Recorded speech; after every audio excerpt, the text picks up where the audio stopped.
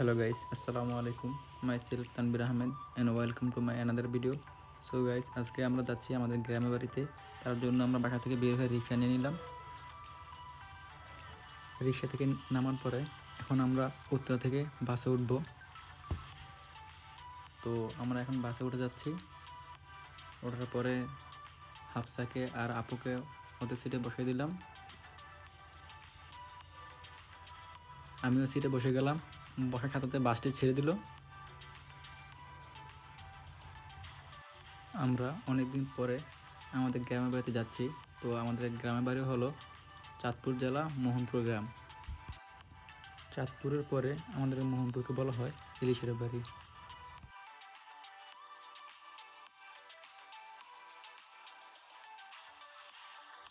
আজকের দিনটি ছিল শনিবার, তাই রাস্তাঘাট অনেকটা ছিল ফাঁকা।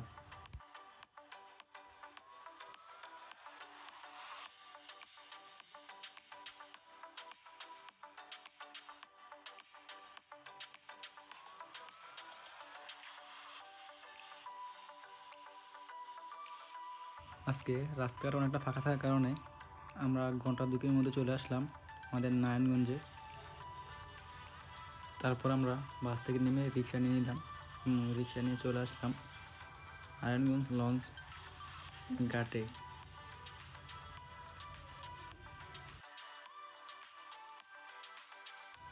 ঘাটে আসার পরে আমরা দেখতেছি আমাদের লঞ্চ কোনটা।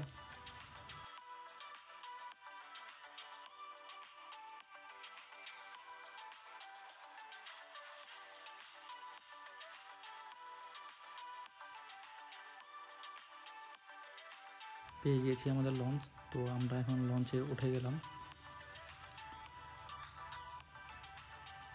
তারপর আমাদের লঞ্চটি এখনই ছেড়ে দিবে। তো আমাদের লঞ্চটি এখন ছেড়ে দিয়েছে। আমি একটু ভিডিও নিলাম। এখন আমাদের লঞ্চটি প্রায় চলে আসছে মাঝ নদীতে। তো আমি এখন কিছুটা ভিডিও নিলাম। প্রায় 2 ঘন্টা পর এখন চলে আসছে প্রায় আমাদের মোহনপুরের কাছাকাছি। ওই দেখা যাচ্ছে আমাদের মোহনপুর লঞ্চ ঘাট। তো আমরা কিছুক্ষণের মধ্যেই লঞ্চ থেকে নেমে যাব। সো আমরা এখন লঞ্চ থেকে নেমে যাব। লঞ্চ থেকে নেমে দেখলাম আমার ফ্রেন্ড আমার জন্য ওয়েট করতেছে। দেন আমরা এখন ঘাট থেকে বের হয়ে যাব। বের হয়ে আপুকে আর হাফসাকে রিক্সায় উঠিয়ে দিলাম। আমি আমার ফ্রেন্ডের সাথে কিছুক্ষণ সময় কাটালাম। সো আমরা এখন বাড়ির উদ্দেশ্যে রওনা দিচ্ছি। আমাদের লঞ্চ ঘাট থেকে বাড়ি যেতে সময় লাগে প্রায় 10 মিনিটের মতো আর কি। তো আমরা এখন এখান থেকে গাড়ি নিব না, আজকে হেঁটে হেঁটে বাসায় যাব।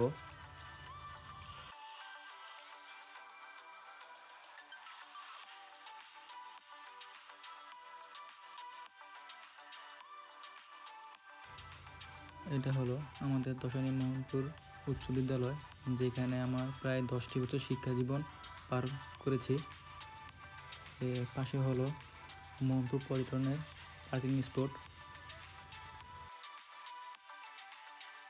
আমাদের গ্রামের প্রাকৃতিক পরিবেশ খুবই মনোমুগ্ধকর।